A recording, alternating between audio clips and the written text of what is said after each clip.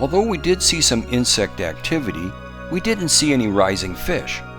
When this happens, you're far better off fishing subsurface. Watch as Rob Heel shows us the proper technique for fishing a nymph. So Bill and I have been primarily high stick nymphing this morning with indicators and weighted rigs. And it's a great technique for probing for fish.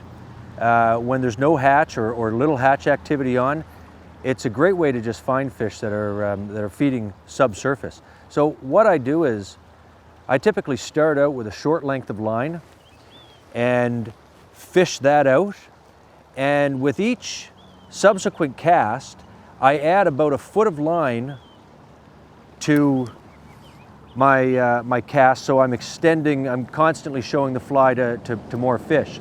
The main things that you need to keep in mind when you're nymphing, you want to try and keep as much of the fly line off the water as you can.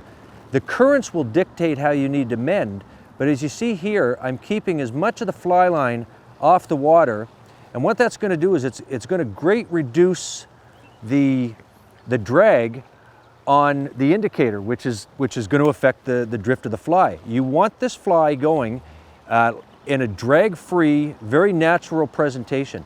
The nymphs, for the most part, don't swim that strong, so they're at the mercy of the current.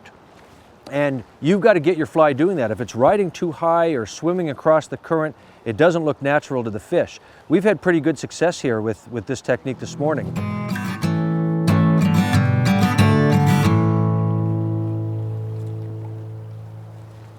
There's another one. Starting to Looks like they're turning on, pick up a little bit, yeah. Yeah. That's a little better.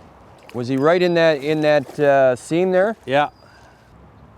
That's a decent fish. Yeah, that's what we would call a second-year fish. Yeah.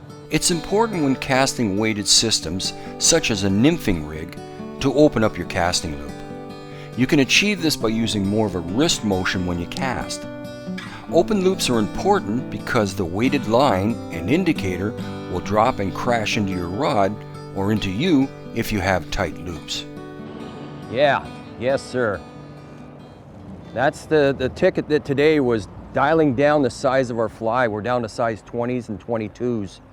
The midges are happening right now, and that's what the fish are on. Let's see what we got here. Feels decent. Okay. Okay. There's the size of the fly. It's like a size 22 midge. This video is made possible by Fish USA, America's fly shop. Visit us today at fishusa.com.